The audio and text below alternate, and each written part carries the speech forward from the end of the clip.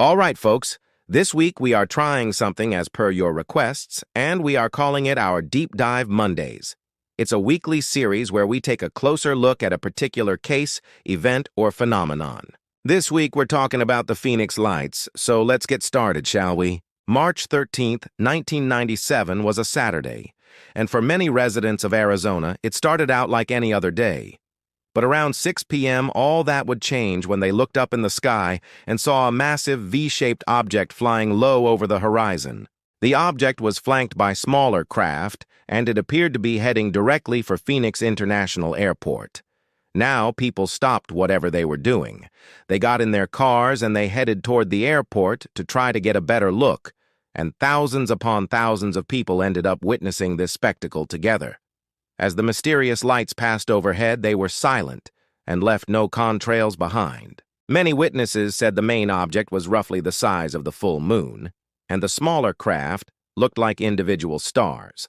As it got darker and people began to use their flashlights to try to get a better look, the strange formations took on shapes that people compared to a boomerang, a giant capital letter V, and even a spearhead formation with the main body of the object likened to a mothership.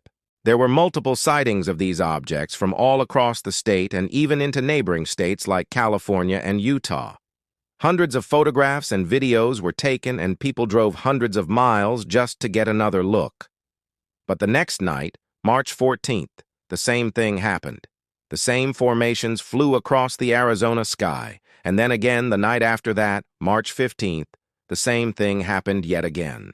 Now, news outlets reported on these events, and by March 16th, the whole country was talking about the Phoenix Lights. Now, there are some skeptics who say that this event never happened, that it was made up. But if that were true, why did 3 nights of nationwide news coverage follow it? Why did newspapers and TV stations from all over the United States run stories about it? Why do we have so many photos and videos taken by so many different people? No. This really did happen. But what happened?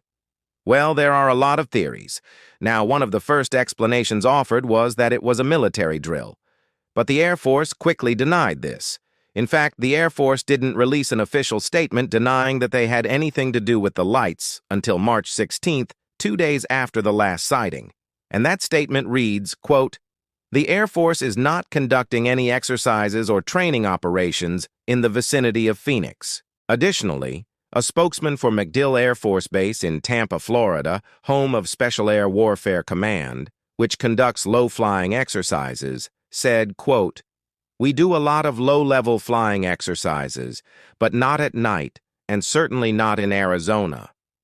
Another explanation was that it was an alien invasion. Now, author Brad Olson wrote in his book, "An Alien Spacecraft Was Shot Down Over Arizona," that the Phoenix Lights were actually an alien spacecraft that was being escorted by U.S. military aircraft out of the country. But he also admits that he doesn't have much evidence to support that claim. And then, in 2018, a video surfaced seemingly showing the Phoenix Lights from the cockpit of a small plane. But I have to say, it looks like your typical light show with some pretty common aerial phenomena, nothing too out of the ordinary. And unfortunately, it has been heavily edited. First, the pilot claimed that he recorded this on March 13, 1997, the very first night of the alleged event, but the video itself was uploaded in 2018. Second, the original video had commentary over it that explained what we were seeing, but that track was removed and replaced with ambient noise. And third, the video had timestamps that showed us when the video was actually recorded.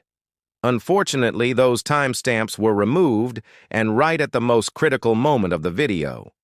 Now, admittedly, I haven't been able to find the original source for this video, so if you know where it came from, please leave it in the comments below. I'd love to check out the original version and see if there's something more going on here. But after watching this edited version, it doesn't seem to offer much in the way of new information. Another theory is that it was flares.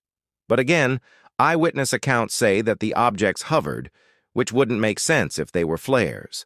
And a similar explanation given by the military is that it could have been flares released from high-altitude aircraft. But again, the military already denied that they were conducting any exercises in the area. Also, according to retired Arizona Air National Guard Major General Russell G.C. Williams, the 35th Tactical Fighter Wing of Davis-Monthan Air Force Base in Tucson was conducting nighttime F-16 training flights over the Barry M. Goldwater Range during that time period. However, he believes that it was unlikely that this exercise would have been happening at the same time as the sightings, because normally pilots are only allowed to fly between 6 p.m. and 8 p.m. during training. And on top of that, flare releases are noisy, something that the eyewitnesses said that these objects weren't. So what about weather balloons? Retired meteorologist James A. Nelson says that the silent objects looked like they were balloons. He says that they were backlit and the roundish shape was on the front and the tail was in the back. But if they were balloons, then why did they hover? And the military's explanation for this is that the balloons were tethered to the ground. But the biggest problem with the balloon theory is that the military conducted a thorough investigation after these sightings occurred, and they said that there were no balloons that matched the descriptions. Well, then what about the photos? Well, in my opinion, most of them look like your typical photographic anomalies. You know, things that happen from camera lens flare, reflections, light refraction, and that kind of thing. But there are a few that stand out. The first is this photo taken by Mike Sparks, a former Thunderbird airshow pilot. His photo shows 7 distinct objects in a row. And then here's another photo taken by Paul D. Smith that also seems to go against the explanation that this was just a light show. And let's not forget that this wasn't just a one-night event. This went on for 3 nights. 3 nights of thousands of people seeing the exact same thing all across the state and into neighboring states.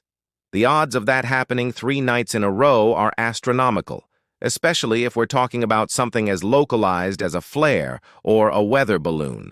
And it seems like if it was a secret military operation, someone would have leaked it by now. 30 years later, and the official explanation is still that it was unknown. The military said that they looked into it and couldn't come up with a good explanation for it. So what do you think? What could this have been? Let us know in the comments below. And now, before I go, we want to thank you for watching this episode of Deep Dive Monday. If you enjoyed it, make sure you leave a thumbs up on this video and subscribe if you're not already, as it helps support our channel. That way you won't miss out on any of our future episodes. And don't forget to leave your feedback in the comments below. Thanks again, and we'll see you next time.